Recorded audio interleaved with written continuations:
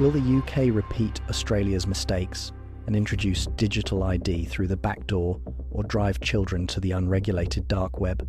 It is often associated with illegal activities such as marketplaces for drugs, weapons, and stolen data, but it also hosts legitimate uses like anonymous communication for journalists, activists, and whistleblowers. Nobody disputes that children face genuine risks online. Parents worry about cyberbullying, grooming, sextortion, addictive algorithms, and harmful content. Governments have a duty to respond, but there is a difference between responding to a problem and solving it. The British Labour government's decision to ban under 16S from major social media platforms is one of the most sweeping restrictions on online communication ever proposed in England. Ministers argue it is necessary to protect children. Critics argue it may prove ineffective, intrusive, and is damaging to freedom of expression. However, putting those genuine concerns aside for the moment, the question is, will it work anyway? At present, the only real-world example available is Australia, and the evidence emerging from there should concern everyone.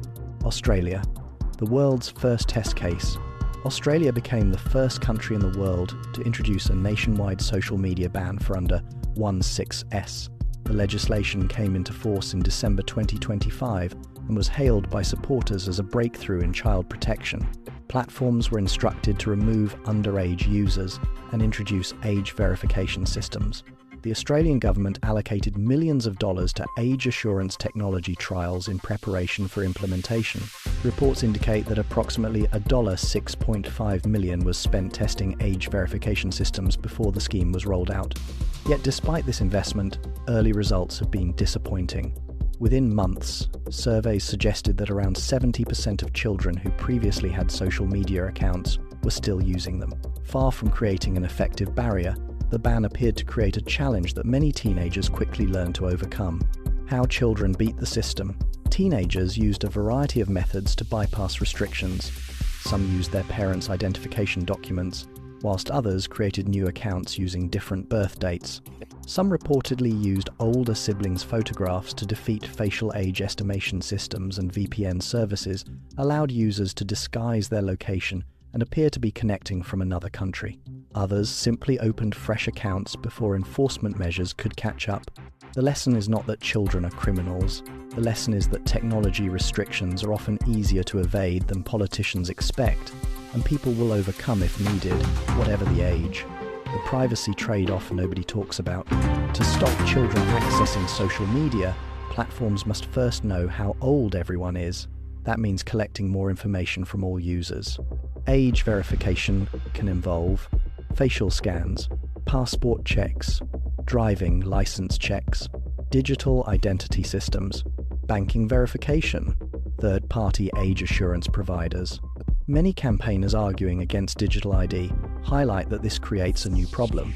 To stop a minority of users accessing social media, millions of law-abiding people across England may be required to hand over additional personal information. The irony is striking. A policy presented as protecting children may require the creation of one of the largest age verification systems ever introduced in a democratic country. The accuracy problem.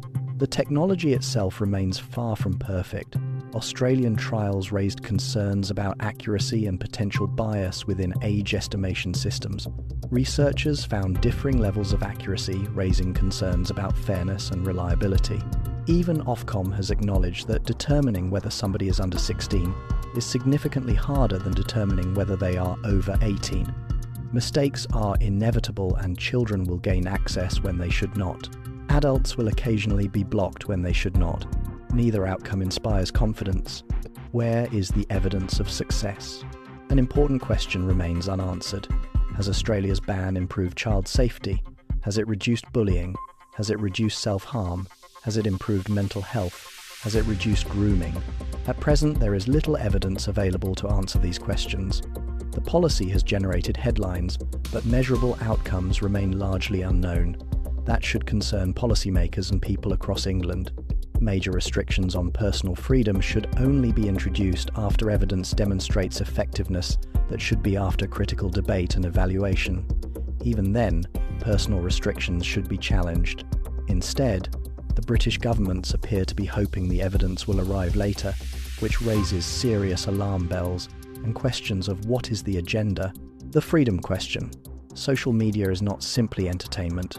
For millions of young people it is a source of news, a source of educational material, a way to maintain friendships, a route to support networks, a means of creative expression. Even critics of social media acknowledge these benefits. Scotland's Children's Commissioner warned that blanket bans risk pushing children towards less regulated and potentially more dangerous online spaces, while restricting access to legitimate services. That warning deserves serious attention. The British Labour government's gamble.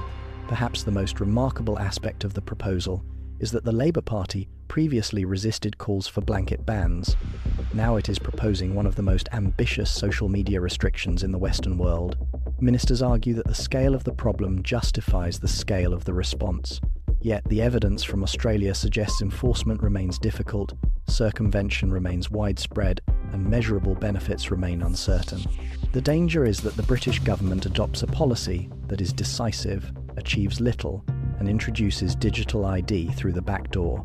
Conclusion. Every parent wants children to be safe online. Every reasonable person accepts that social media companies have often failed to protect young users, but public policy should be properly debated and personal freedoms need to be protected. Australia has provided the first real-world test of an under 1/6 social media ban. The signs are not encouraging. Children are bypassing restrictions and privacy concerns are growing. Age verification systems remain imperfect, and evidence of improved outcomes remains concerning. The British government will soon discover that banning access is far easier than solving the problem, and people of England will find that they have lost personal freedoms through the introduction of digital ID. The real challenge is not keeping children off social media. It is forcing social media companies to create platforms that are genuinely safe for children to use. The Workers of England Union will continue to keep you updated on this issue.